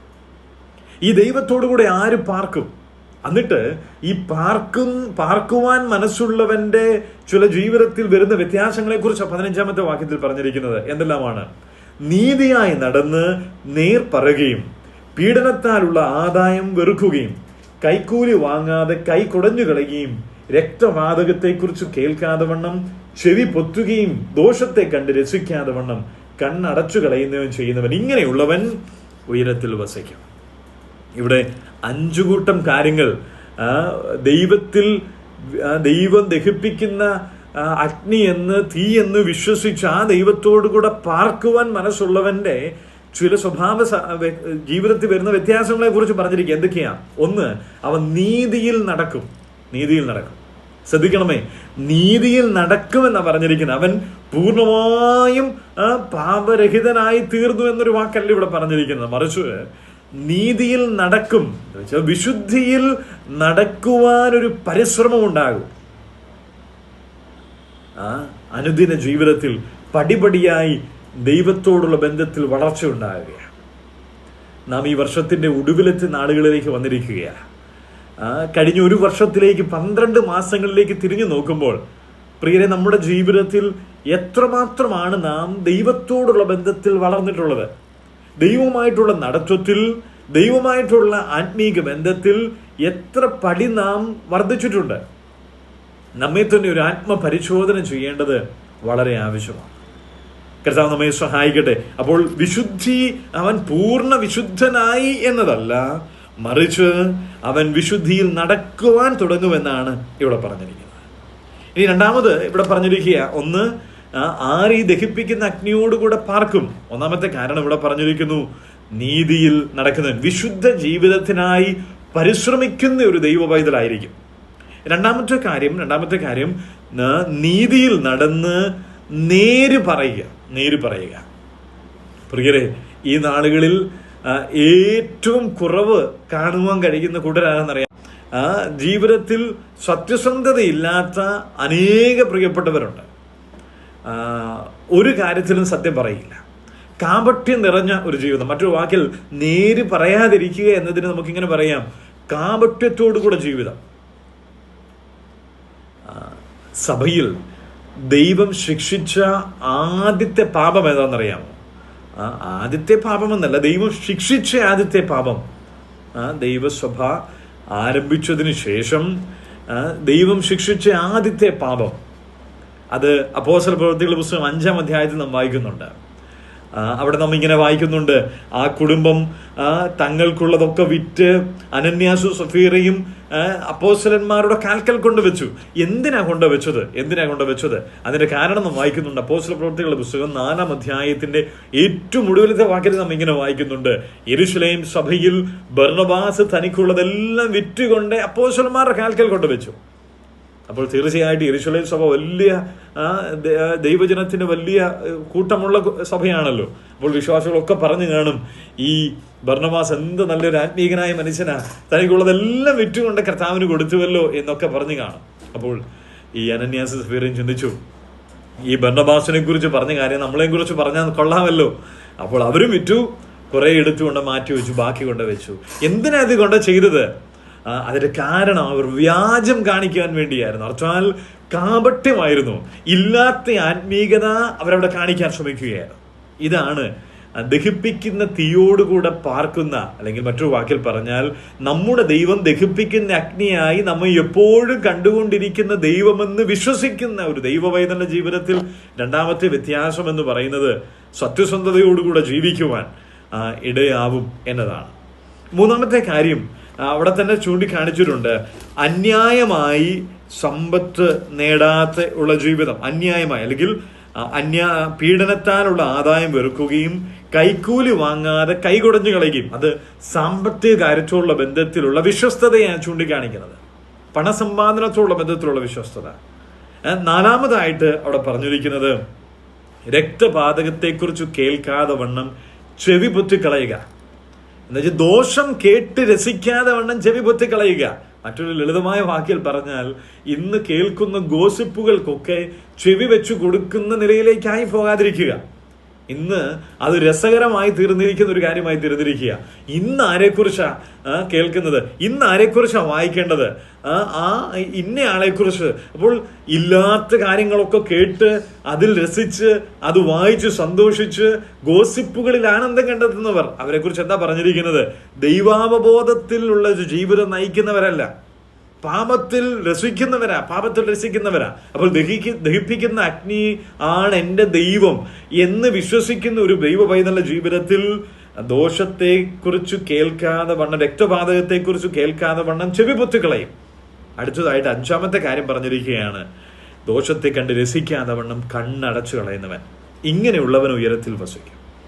ദോഷത്തെ കണ്ട് രസിക്കാതിരിക്കുക, അതും വളരെ ആവശ്യമാണല്ലോ, വളരെ ആവശ്യം. അപ്പോൾ എല്ലാ മേഖലകളിലും, നമ്മുടെ നടപ്പിൽ, നമ്മുടെ സംസാരത്തിൽ, നമ്മുടെ സമ്പാദ്യത്തിൽ, നമ്മുടെ കേൾക്കുന്നതിനോടുള്ള ബന്ധത്തിൽ, കാണുന്നതിനോടുള്ള ബന്ധത്തിൽ, ജീവിതത്തിന്റെ എല്ലാ മേഖലയുമായിട്ട് എന്ത് ബന്ധപ്പെട്ടിരിക്കുക? ദൈവത്തോട് കൂടെ വസിക്കുമ്പോൾ, മറ്റൊരു വാക്കിൽ പറഞ്ഞാൽ എൻ്റെ ദൈവം എന്നെ കണ്ടുകൊണ്ടിരിക്കുക എന്നുള്ള ദൈവാവബോധത്തിൽ ജീവിക്കുമ്പോൾ വ്യത്യാസങ്ങൾ സംഭവിക്കും. കർത്താവ് നമ്മെ സഹായിക്കട്ടെ, കർത്താവ് നമ്മെ ബലപ്പെടുത്തട്ടെ. മുമ്പോട്ട് വരാം. അപ്പോൾ ഒന്നാമതായി എബ്രായ ലേഖനം 11 അധ്യായം 6 വാക്യത്തിൽ ദൈവത്തെ പ്രസാദിപ്പിക്കുവാൻ വിശ്വാസം ആവശ്യം. എന്താ വിശ്വസിക്കേണ്ടത്? ദൈവം എന്നെ എപ്പോഴും നോക്കിക്കൊണ്ടിരിക്കുന്ന ദൈവമെന്ന് വിശ്വസിക്കണം. രണ്ടാമതായി അവിടെ പറഞ്ഞിരിക്കുന്നത് എന്താ വിശ്വസിക്കേണ്ടത്? തന്നെ അന്വേഷിക്കുന്നവർക്ക് പ്രതിഫലം കൊടുക്കുന്നവനെന്നും വിശ്വസിക്കേണ്ടതല്ല. God is a rewarder of those who diligently seek him. ദൈവത്തെ ആത്മാർത്ഥമായി അന്വേഷിക്കുന്നവർക്ക് പ്രതിഫലം നൽകുന്ന വിശ്വസ്തനായ ദൈവമാണ് നമ്മുടെ ദൈവമെന്ന് നാം വിശ്വസിക്കണം. അനേകരുടെയും വലിയ പരാതി എന്ന് പറയുന്നത് എന്താണെന്നറിയാമോ ബ്രദറെ? ഇത്രയും കാര്യങ്ങളൊക്കെ ചെയ്തു കൊടുത്തു, സ്ഥലസഭയോടുള്ള ബന്ധത്തിൽ ഞാൻ വളരെ നെട്ടോട്ടം ഓടിയിട്ടുണ്ട്, എന്നാൽ ഇതുവരെയും ആരും ഒരു നല്ല വാക്ക് പോലും പറഞ്ഞിട്ടില്ല. ഞാൻ വളരെ പ്രാർത്ഥനയോടുകൂടി ഇരുന്ന് മണിക്കൂറുകൾ ചെലവഴിച്ച് പ്രസംഗമൊക്കെ തയ്യാറാക്കി ദൈവസന്നിധിയിൽ നിന്നുമുള്ള സന്ദേശമൊക്കെ ആയി ഞാൻ വന്നു. പക്ഷേ പ്രസംഗം കേട്ടിട്ട് ആരും ഒരു വാക്ക് പോലും മറുപടി പോലും പറയാതെ കടന്നുപോയി. ഞാൻ നേരത്തെ ഹോളി വരും, ഞാൻ കസേരയൊക്കെ ഇടാറുണ്ട്, ആരും എന്നോടൊരു വാക്ക് പോലും ചോദിക്കാറ് പോലുമില്ല. വലിയ പരാതി. എന്താണെന്നറിയാമോ? ആരും നമ്മളെ അതൊരു വലിയ പ്രയാസം തന്നെയാണ്. തീർച്ചയായിട്ടും നമ്മുടെ പ്രിയപ്പെട്ടവരൊക്കെ പ്രോത്സാഹിപ്പിക്കേണ്ടവരൊക്കെ പ്രോത്സാഹിപ്പിക്കാതിരിക്കുമ്പോൾ മനപ്രയാസം തോന്നാനുള്ള സാധ്യതകളുണ്ട്. അപ്പോൾ ഓർക്കേണ്ടുന്ന ഒരു കാര്യമുണ്ട്. എന്താണെന്നറിയാമോ? ദൈവത്തെ അന്വേഷിക്കുന്നവർക്ക്, ദൈവത്തോടു കൂടെ ജീവിക്കുന്നവർക്ക്, ദൈവത്തിനായി കാര്യങ്ങളെ ചെയ്യുന്നവർക്ക് ദൈവം പ്രതിഫലം നൽകും. നാം മാനം ആഗ്രഹിച്ചു മുന്നോട്ട് പോയാൽ തീർച്ചയായിട്ടും നമ്മുടെ ജീവിതത്തിൽ അനേക തരത്തിലുള്ള നിരുത്സാഹനങ്ങൾ ഉണ്ടാകാനുള്ള സാധ്യതയുണ്ട്. മറ്റൊരു കാര്യം ഇങ്ങനെ പറയട്ടെ, ഒരുപക്ഷെ ഇന്ന് ഒരാൾ വന്ന് നന്നായി എന്ന് പറഞ്ഞിട്ട് പോയേക്കാം, നാളെ നമ്മുടെ ഭാഗത്ത് എന്തെങ്കിലും ഒരു കുറവ് സംഭവിച്ചു വന്നിരിക്കട്ടെ, ആദ്യം നമ്മളെ കല്ലെറിയാൻ പോകുന്നവരായിരിക്കും. എന്ന് വെച്ചാൽ ഇന്നലെ ചെയ്തു കൊടുത്ത നന്മകളൊക്കെ മറന്നു പോയിട്ട് ഇന്ന് നമുക്കെതിരെ കൈ ഉയർത്തുവാൻ മനസ്സുള്ളവരാണ് മനുഷ്യരെന്ന് പറയുക. അല്ലെങ്കിൽ ഇന്നലെ ചെയ്തു പോയ നന്മയ്ക്ക് ഒരുപക്ഷെ ഇന്നലെ നന്ദി കാണിച്ചേക്കാം, ഇന്ന് അത് മറന്നേക്കാം. എന്നാൽ ദൈവത്തോടുള്ള ബന്ധത്തിൽ നാം കർത്താവിന് വേണ്ടി ഒരു ഗ്ലാസ് വെള്ളം ദൈവനാമത്തിന് വേണ്ടി നൽകിയെങ്കിൽ അത് മറന്നു കളയാത്ത ഒരു ദൈവമാണ് നമ്മുടെ ദൈവം. നമ്മുടെ പ്രാർത്ഥനകൾക്ക് ഉത്തരം നൽകുന്ന ഒരു ദൈവം. ഇത് പറയുമ്പോൾ പെട്ടെന്ന് എൻ്റെ മനസ്സിലേക്ക് കൂടി വരുന്നത് ലൂക്കോസിന്റെ സുവിശേഷം 2-ാം അധ്യായത്തിൽ രേഖപ്പെടുത്തിയിരിക്കുന്ന സെക്കറിയാവും എലിശബത്തിനെ കുറിച്ച് നമ്മൾ വായിക്കുന്നുണ്ടല്ലോ. സെക്കറിയാവിനെ കുറിച്ച് നാം ഇങ്ങനെ വായിക്കുന്നുണ്ട്, ദൈവത്തിന്റെ ദൂതൻ പ്രത്യക്ഷനായിട്ട് ഇങ്ങനെ പറഞ്ഞു, സെക്കറിയാവ് നിന്റെ പ്രാർത്ഥനയ്ക്ക് ഉത്തരമായി. ഇരുവരെ കുറിച്ച് പറഞ്ഞിരിക്കുന്നത് എന്താണ്? സെക്കറിയാവിനെയും എലിശബത്തിനെ കുറിച്ച് അവിടെ പറഞ്ഞിരിക്കുന്ന ഒരു കാര്യമുണ്ട്. ഇരുവരും വയസ്സ് ചെന്നവരായിരുന്നു, മക്കളില്ലായിരുന്നു. എന്നിട്ട് ദൈവത്തിന്റെ ദൂതൻ പ്രത്യക്ഷമായിട്ട് പറഞ്ഞ ഒരു കാര്യം സെക്കറിയാവിനോട് ഇങ്ങനെ, നിന്റെ പ്രാർത്ഥനയ്ക്ക് ഉത്തരമായി എന്ന് വെച്ചിട്ട് എന്താണ്? നീ പ്രാർത്ഥിച്ച വിഷയത്തിന് ഉത്തരമുണ്ട്. സെക്കറിയാവ് എപ്പോഴായിരിക്കും പ്രാർത്ഥിച്ചത്? തീർച്ചയായിട്ടും അവരുടെ വിവാഹമൊക്കെ കഴിഞ്ഞ് ആ നാളുകളിൽ മക്കളൊന്നും ഉണ്ടാകാതിരുന്ന നാളുകളിൽ തീർച്ചയായിട്ടും അവർ പ്രാർത്ഥിച്ചു കാണും. കുറച്ച് നാളുകൾ പ്രാർത്ഥിച്ചു കാണും. ഒരുപക്ഷെ ഒരു 10 വർഷം പ്രാർത്ഥിച്ചു, 20 വർഷം പ്രാർത്ഥിച്ചു എന്നിരിക്കട്ടെ. ഇപ്പോൾ ഈ സെക്കറിയാവിനെ കുറിച്ച് നാം വായിക്കുന്നത് ഇങ്ങനെയാ, വയസ്സ് ചെന്നിരിക്കുകയാ. സെക്കറിയാവിനും എലിശബത്തും വയസ്സ് എന്നവരായി തീർന്നു.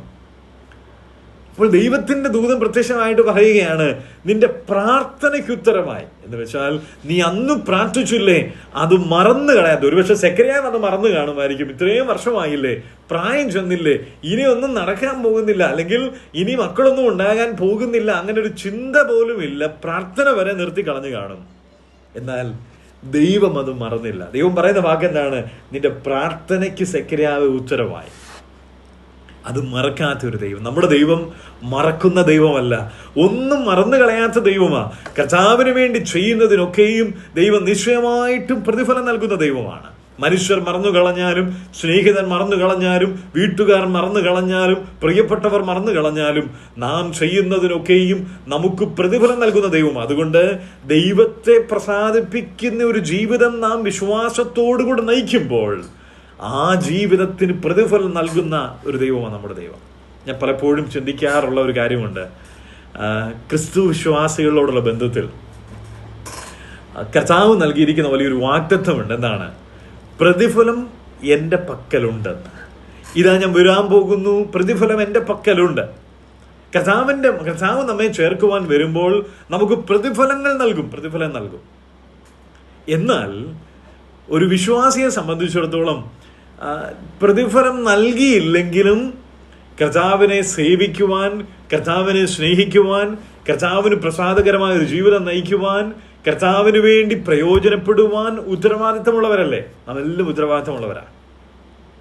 ഞാൻ ലളിതമായ ഒരു കഥ ഇങ്ങനെ പറയട്ടെ. ഇങ്ങനെ ചിന്തിക്കുക, ഒരാള് തൻ്റെ അയൽപക്കത്തുള്ളൊരു ദരിദ്രനായിരിക്കുന്ന ഒരു മനുഷ്യന്, ഈ വലിയ സമ്പന്നനായിരിക്കുന്ന വ്യക്തിയാണ് ഇദ്ദേഹം, ഈ ദരിദ്രനായിരിക്കുന്ന ആൾക്ക് കോടിക്കണക്കിന് സ്വത്ത് കൊടുക്കുക, സ്ഥലങ്ങളും സമ്പത്തും ഒക്കെ കൊടുക്കുക. എന്നിട്ട് പറഞ്ഞു, ഇതൊക്കെ ഇനി നിനക്കുള്ളതാ, സൗജന്യമായിട്ട് കൊടുക്കുക. എന്ന് വെച്ചാൽ എണ്ണെ തിട്ടപ്പെടുത്താത്തത്ര സ്വത്ത് കൊടുത്തുന്നിരിക്കട്ടെ.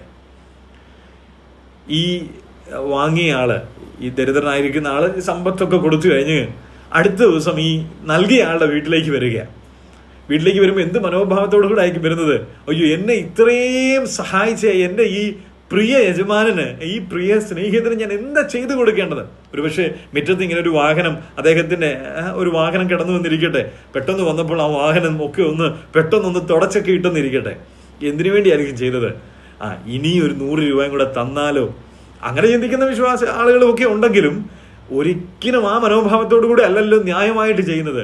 എന്നെ ഇത്രയും സഹായിച്ച ഒരു വ്യക്തിയാണ്, അദ്ദേഹത്തിന് വേണ്ടി എന്തെങ്കിലുമൊക്കെ എനിക്ക് ചെയ്യണം, അദ്ദേഹത്തിന് സന്തോഷിപ്പിക്കണം എന്നൊരു ഒരു മനസ്സായിരിക്കുമല്ലോ. ഇനി ദൈവത്തോടുള്ള ബന്ധത്തിൽ ചിന്തിക്കുമ്പോൾ പ്രിയരെ, പറഞ്ഞു തരാത്ത ദാനമായിരിക്കുന്ന ക്രിസ്തുയേശുവിനെ നൽകി തന്നുവെന്ന് പറയുമ്പോൾ കേവലം ഈ ഭൂമിയിലേക്ക് അയച്ച് നമ്മെ രക്ഷിച്ചു എന്നല്ലോ എൻ്റെ അർത്ഥം. ഈ ഭൂമിയിലേക്ക് അയച്ച് നമ്മുടെ പാപത്തിന് പരിഹാരം വരുത്തുവാൻ കാൽവറിയിലെ ക്രൂശിൽ സകല വേദനകളും സഹിച്ചു നമുക്ക് പകരമായി ക്രൂശിൽ മരിച്ചു, അടക്കപ്പെട്ട് ഉയർത്തെഴുന്നേറ്റ് നമുക്ക് രക്ഷയൊരുക്കി, നമുക്ക് വീണ്ടെടുപ്പ് ഒരുക്കി നൽകിയിരിക്കുക. ഇത്ര വലിയ സമ്പത്ത് സ്വന്തം പുത്രനെ നൽകി തന്ന്, ഒരപ്പനോടുള്ള ബന്ധത്തിൽ ഒരു മകനെ നൽകുന്നതിനോളം അപ്പുറം മറ്റെന്താ ഉള്ളത്? പിതാവായ ദൈവം പുത്രനെ നൽകി തന്നിരിക്കുകയാണ്.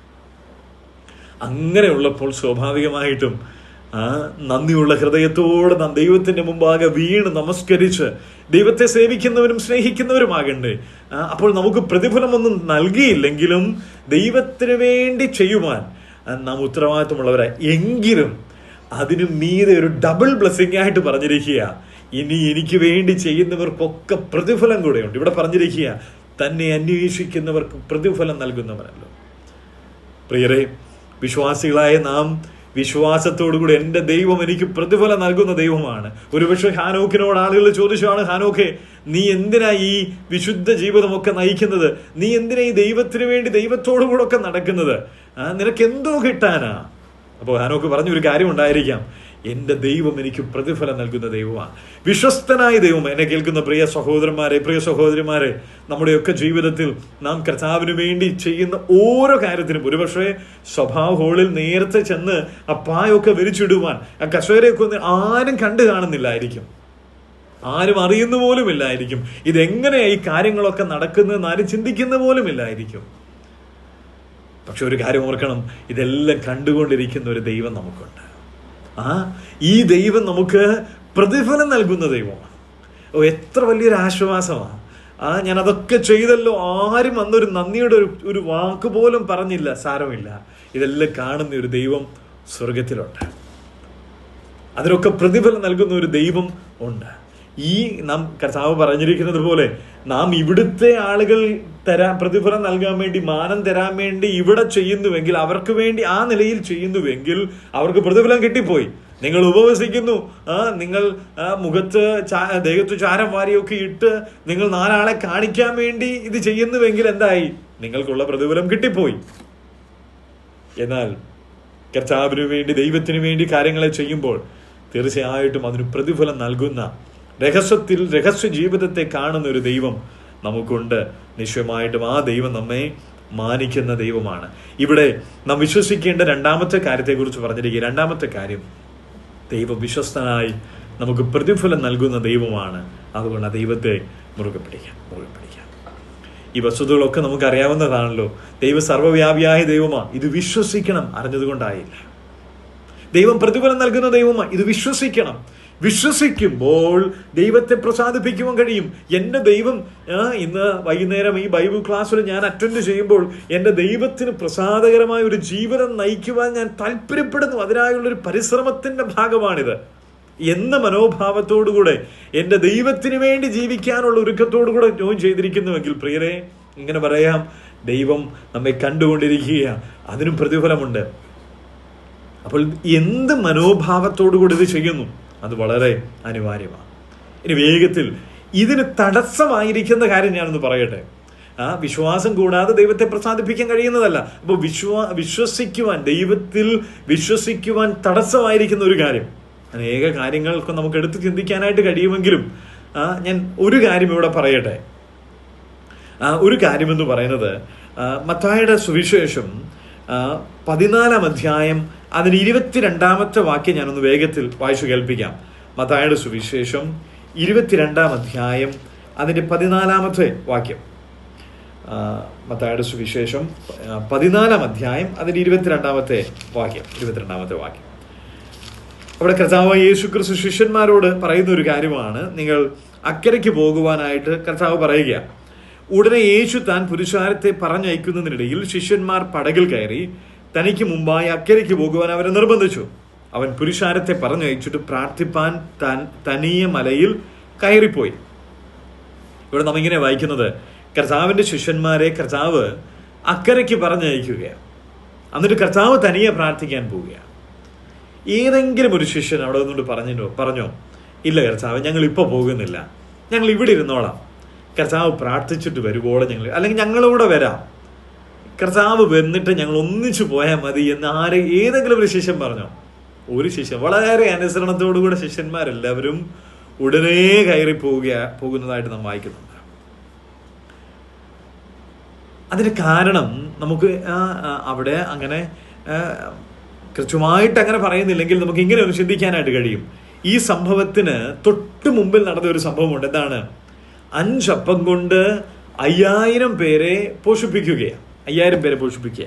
5 അപ്പവും 2 മീനും കൊണ്ട് 5000 പേരെ പോഷിപ്പിച്ചതിന് ശേഷം നാം ഇങ്ങനെ വായിക്കുന്നു 20ാമത്തെ വാക്യത്തിൽ, എല്ലാവരും തിന്നു തൃപ്തരായി ശേഷിച്ച കഷണം 12 കുട്ട നിറച്ചെടുത്തു.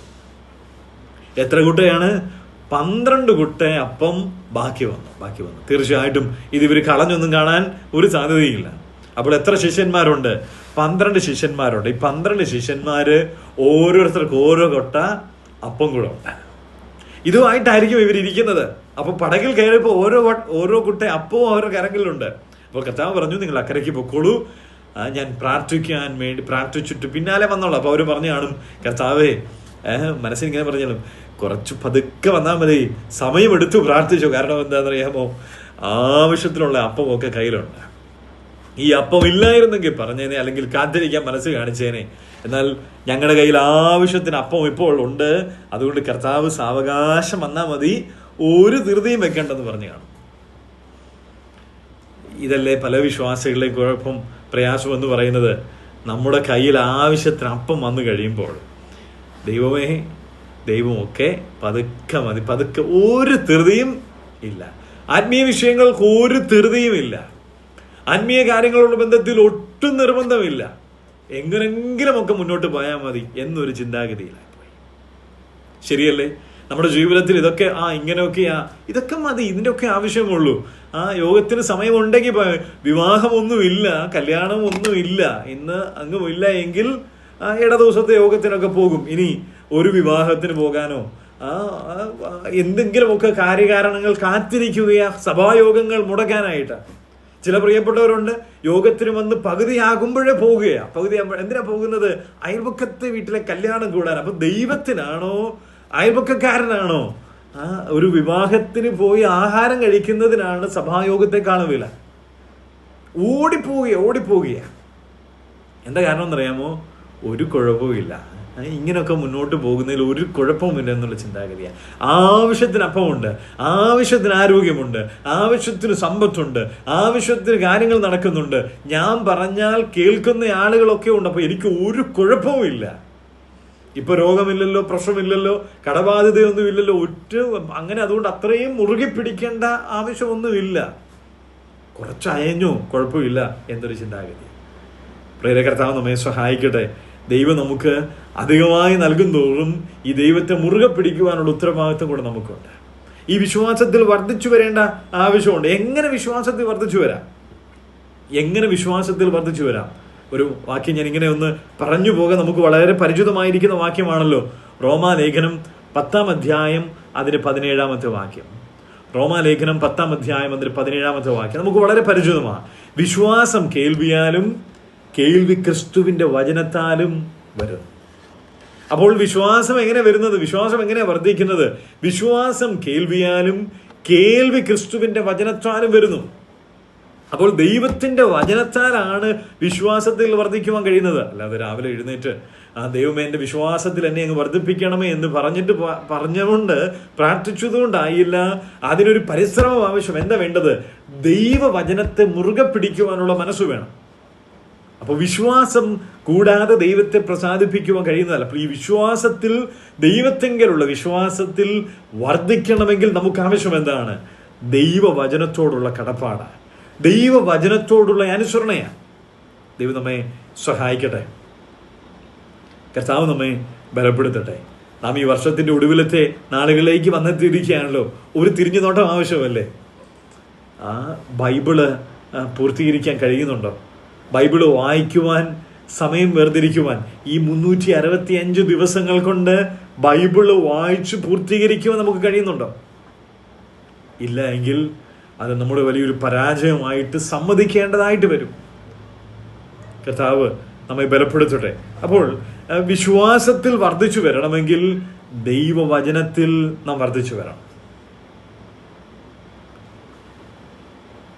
നമ്മുടെ വിശ്വാസത്തെ തളർത്തിക്കളയുന്ന ഈ ലോകത്തിൽ എന്തെങ്കിലുമൊക്കെ കാര്യങ്ങളുണ്ടെങ്കിൽ അത് തിരിച്ചറിഞ്ഞ് ദൈവത്തിലുള്ള വിശ്വാസത്തെ, ദൈവത്തെ മുറുകെ പിടിക്കുവാൻ ദൈവം നമ്മെ സഹായിക്കട്ടെ. ഇനി നമുക്ക് മുമ്പോട്ട് കടന്നു വരാം. അപ്പോൾ ദൈവത്തെ പ്രസാദിപ്പിക്കുന്നതിൻ്റെ ഒന്നാമത്തെ മാർഗമാണ് നാം ചിന്തിച്ചുകൊണ്ടിരിക്കുന്നത്. വിശ്വാസമാണ് ദൈവത്തെ പ്രസാദിപ്പിക്കാൻ ആവശ്യം. 2 കാര്യങ്ങൾ വിശ്വസിക്കേണ്ടിയിരിക്കുന്നു. ദൈവത്തിൻ്റെ അടുക്കൽ വരുന്ന ദൈവമുണ്ട് എന്ന് വെച്ചാൽ നമ്മുടെ ദൈവം സർവ്വവ്യാപിയായ, ദഹിപ്പിക്കുന്ന അഗ്നിയായിരിക്കുന്ന ദൈവമെന്ന് വിശ്വസിക്കണം. 2, ആ ദൈവം നമുക്ക് പ്രതിഫലം നൽകുന്ന ദൈവമെന്ന് വിശ്വസിക്കണം. ഇനി രണ്ടാമത്തെ വസ്തുതയിലേക്ക് കടന്നു വരാം. രണ്ടാമത്തെ മാർഗം. നമ്മുടെ സമയം ഇവിടെ അവസാനിക്കാൻ പോവുകയാണ്. എങ്കിലും ഇതൊന്ന് തുടങ്ങി വെച്ച് ദൈവം അനുവദിച്ചാൽ അടുത്ത ആഴ്ച നമുക്ക് തുടരാം. രണ്ടാമത്തെ കാര്യം, യോഹന്നാൻ എഴുതിയ സുവിശേഷം 8-ാം അധ്യായം അതിന് 29-ാമത്തെ വാക്യത്തിലേക്ക് കടന്നു വരാം. യോഹന്നാൻ എഴുതിയ സുവിശേഷം 8-ാം അധ്യായം അതിന് 29-ാമത്തെ വാക്യം. എന്നെ അയച്ചവൻ എന്നോട് കൂടെയുണ്ട്. ഞാൻ എല്ലായ്പ്പോഴും അവന് പ്രസാദമുള്ളത് ചെയ്യുന്നത് കൊണ്ട് അവൻ എന്നെ ഏകനായി വിട്ടിട്ടില്ല എന്ന് പറഞ്ഞു. നമ്മുടെ കർത്താവിൻ്റെ മാധുര്യ വാക്കുകളാണ് നാം ഇവിടെ വായിക്കുന്നത്. ഇവിടെ പറയുന്നത് ഇങ്ങനെയാണ്, ഞാൻ എല്ലായ്പ്പോഴും, കർത്താവ് പറയുകയാണ്, ഞാൻ എല്ലായ്പ്പോഴും അവന് പ്രസാദമുള്ളത് ചെയ്യുന്നത് കൊണ്ട്. അപ്പോൾ രണ്ടാമത്തെ, ദൈവത്തെ പ്രസാദിപ്പിക്കുന്നതിനുള്ള മാർഗം എന്തെന്ന് ചോദിച്ചാൽ ദൈവത്തിന് പ്രസാദമുള്ള കാര്യങ്ങൾ ചെയ്യുന്നവരായി നാം ആയിരിക്കണം. ദൈവത്തിന് പ്രസാദമുള്ളത്, ദൈവത്തിന് ഇഷ്ടം ചെയ്യുന്നവരാണ് ദൈവത്തെ പ്രസാദിപ്പിക്കുന്നത്. ദൈവത്തിന് ഇഷ്ടം അറിയുന്നവരെല്ലാം ദൈവത്തെ പ്രസാദിപ്പിക്കുന്നതെന്നല്ല, ദൈവത്തിൻ്റെ ഇഷ്ടം ആഗ്രഹിക്കുന്നവരെല്ലാം ദൈവത്തെ പ്രസാദിപ്പിക്കുന്നവരല്ല, മറിച്ച് ദൈവത്തിൻ്റെ ഇഷ്ടം പ്രവർത്തിക്കുന്നവരാണ് ദൈവത്തെ പ്രസാദിപ്പിക്കുന്നത്. അപ്പോൾ ദൈവത്തിൻ്റെ ഇഷ്ടം പ്രവർത്തിക്കണമെങ്കിൽ എന്താണ് ആവശ്യം? ദൈവത്തിന് ഇഷ്ടം പ്രവർത്തിക്കണമെങ്കിൽ എന്താ വേണ്ടത്? ദൈവേഷ്ടം അറിയണം. എഫേസ് ലേഖനം 5-ാം അധ്യായം അതിന്റെ 17-ാമത്തെ വാക്യം നമുക്ക് പരിചിതമാണല്ലോ. എഫേസർ 5:17, ബുദ്ധിഹീനരാകാതെ ദൈവഹിതം ഇന്നതെന്ന് അറിഞ്ഞുകൊള്ളുവിൻ. അപ്പൊ ബുദ്ധിഹീനരാകാതെ ദൈവേഷ്ടം എന്തെന്ന് തിരിച്ചറിഞ്ഞ് ചെയ്യണം. നമുക്ക് പല കാര്യങ്ങൾ ചെയ്യുന്നവരാ അല്ലെ, പല മേഖലകളിൽ പല കാര്യങ്ങൾ ഇടപെടുന്നവരും ചെയ്യുന്നവരും ഒക്കെയാണ്. നാം പലപ്പോഴും ഇത് ദൈവേഷ്ടമായിരിക്കും എന്ന് ചിന്തിച്ചങ്ങ് ചെയ്യുകയാണ്. എന്നാൽ ഇവിടെ പറഞ്ഞിരിക്കുന്നത് ദൈവേഷ്ടം അറിഞ്ഞ് അത് ചെയ്യുന്നവരാണ് ദൈവത്തെ പ്രസാദിപ്പിക്കുന്നത്. ചിലതൊക്കെ കരുതി അങ്ങ് ചെയ്യുക, അങ്ങനെ ആയിരിക്കും കേട്ടോ, ദൈവം നമ്മളെക്കുറിച്ച് ഉദ്ദേശിക്കുന്നത് ഇങ്ങനെ ആയിരിക്കും, അതുകൊണ്ട് അങ്ങ് ചെയ്തേക്കാം. ഒരു പക്ഷെങ്കിൽ സ്വർഗത്തിൽ ചെല്ലുമ്പോൾ ദൈവം ചോദിക്കാൻ പോകുന്ന ഒരു ചോദ്യം, ഒരു പക്ഷേ ദൈവമേ ഞങ്ങൾ ഈ ശുശ്രൂഷകളൊക്കെ ചെയ്തു, ഇന്ന കാര്യങ്ങളൊക്കെ ചെയ്തു കേട്ടോ, ഞങ്ങൾ ഇത്ര കൺവെൻഷനും ഇത്ര കാര്യങ്ങളും ഒക്കെ നടത്തിയിട്ടുണ്ട്. അപ്പോൾ ദൈവം ചോദിക്കുന്ന ഒരു കാര്യം ഒരുപക്ഷെ ഇങ്ങനെ ആയിരിക്കും,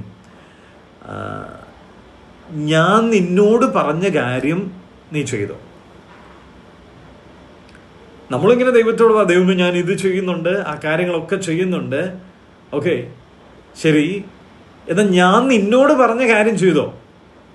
നിനക്ക് തോന്നിയതൊക്കെ നീ ചെയ്തു, പക്ഷേ ഞാൻ നിന്നെക്കുറിച്ച് ആഗ്രഹിച്ച കാര്യം ചെയ്തുവോ? അത് വളരെ പ്രസക്തമായൊരു ചോദ്യമല്ലേ? നമ്മുടെ ജീവിതങ്ങളോട് നാം ഒന്ന് ചോദിക്കണം. നാം ആയിരിക്കുന്ന സ്ഥലസഭകളിൽ നമ്മെ ദൈവം ആക്കി വെച്ചിരിക്കുമ്പോൾ നാം നമ്മോട് തന്നെ ഇങ്ങനെ ചോദിക്കണം, ദൈവമേ അങ്ങ് ആഗ്രഹിക്കുന്ന കാര്യമാണോ നാം ചെയ്യുന്നത്, അതോ ഇതായിരിക്കും ദൈവഹിതമെന്ന് കരുതി അങ്ങ് ചെയ്യുകയാണോ? കർത്താവ് നമ്മെ സഹായിക്കട്ടെ. ദൈവേഷ്ടം തിരിച്ചറിഞ്ഞ് ചെയ്യുന്നവരായി നാം അങ്ങനെയുള്ളവരായി തീരണം. നമുക്കൊക്കെ ഒത്തിരി ആഗ്രഹങ്ങളുണ്ടല്ലേ? നമ്മുടെയൊക്കെ ജീവിതത്തിൽ ആഗ്രഹമില്ലാതെ ആരെങ്കിലും ഉണ്ടോ? ഇന്ന് ഈ ക്ലാസ് പങ്കെടുക്കുന്ന ആരെങ്കിലും പറയാ, ബ്രദർ എനിക്ക് ഒരു ആഗ്രഹമില്ല. അങ്ങനെ ഒരാളുമില്ല. നമുക്കൊക്കെ ആഗ്രഹങ്ങളുണ്ട്. ആഗ്രഹങ്ങളെല്ലാം തെറ്റാണെന്നോ ദോഷമാണെന്നോ ഒന്നും പറഞ്ഞിട്ടില്ലല്ലോ. എന്നാൽ ഇങ്ങനെ ഒന്ന് ദൈവത്തോട് ചോദിച്ചിട്ടുണ്ടോ, ദൈവമേ എന്നെക്കുറിച്ചുള്ള ആഗ്രഹം എന്താണ്? ഞാൻ എന്ത് ചെയ്യാനാണ് അങ്ങ് ആഗ്രഹിക്കുന്നത്? ഇത് ചെയ്യാൻ അങ്ങയുടെ ആഗ്രഹമാണോ, അങ്ങയുടെ ഹിതമാണോ? അങ്ങനെ ഒരു മനസ്സ് നമുക്കുണ്ടാവേണ്ടത് വളരെ ആവശ്യമാണ്. അപ്പൊ ദൈവേഷ്ടം തിരിച്ചറിഞ്ഞ് അത് പ്രവർത്തിക്കുന്നവരാണ് ദൈവത്തെ പ്രസാദിപ്പിക്കുന്നത്. ദൈവേഷ്ടം അറിഞ്ഞ് ചെയ്യണം. പണ്ടൊരിക്കൽ ഒരു ജോലിക്കാരനോട് ആ വീട്ടിലെ ഉടമസ്ഥൻ ഇങ്ങനെ പറഞ്ഞു, വൈകുന്നേരം ഇങ്ങനെ പറഞ്ഞു, നാളെ നീ തിരുവനന്തപുരം വരെ പോകണമെന്ന് പറഞ്ഞു. രാവിലെ ആയപ്പോൾ എഴുന്നേറ്റപ്പോൾ ഈ ജോലിക്കാരനെ കാണുന്നില്ല. അദ്ദേഹം കുറെ നേരം കാത്തിരുന്നു, അദ്ദേഹം കണ്ടില്ല. വൈകുന്നേരമായപ്പോൾ ഇങ്ങനെ വേർത്ത് കുളിച്ചു ഈ മനുഷ്യൻ ഇങ്ങനെ തന്റെ ജോലിക്കാരൻ ഇങ്ങനെ മടങ്ങി വരികയാണ്, നടന്നിങ്ങനെ വീട്ടിലേക്ക് വരിക. അപ്പോൾ ചോദിച്ചു, യജമാനൻ ചോദിച്ചു, നീ എവിടെ പോയതാ? അപ്പോൾ ഈ ദാസൻ ഇങ്ങനെ പറഞ്ഞു, ഞാൻ തിരുവനന്തപുരത്തിന് പോയതാ. സാറല്ലേ പറഞ്ഞു എന്നോട് തിരുവനന്തപുരത്തിന് പോകാൻ. അപ്പൊ യജമാനൻ പറഞ്ഞു, ശരിയാ, ഞാൻ നിന്നോട് തിരുവനന്തപുരത്തിന് പോകാൻ പറഞ്ഞു. പക്ഷെ തിരുവനന്തപുരത്തിന് പോകാൻ പറഞ്ഞത് ഒരു പ്രത്യേക കാര്യം ചെയ്യുവാൻ വേണ്ടിയാ, പ്രത്യേക ഒരു ഉദ്ദേശത്തോടു കൂടെയാ. ഇത് തിരിച്ചറിയാതാ ഇവൻ പോയത്. ഇന്ന് അനേക ആളുകളും ഇങ്ങനെയാ, യോഗത്തിന് പോകുന്നുണ്ട് കേട്ടോ, എന്തിനാ യോഗത്തിന് പോകുന്നേ അറിയത്തില്ല. ഇന്ന കാര്യങ്ങളൊക്കെ നമ്മളൊക്കെ ചെയ്യുന്നുണ്ട്, പിതാക്കന്മാരായി ചെയ്തു വരുന്ന കാര്യങ്ങളാ, എന്തിനാ ചെയ്യുന്നത് അതറിഞ്ഞുകൂടാ.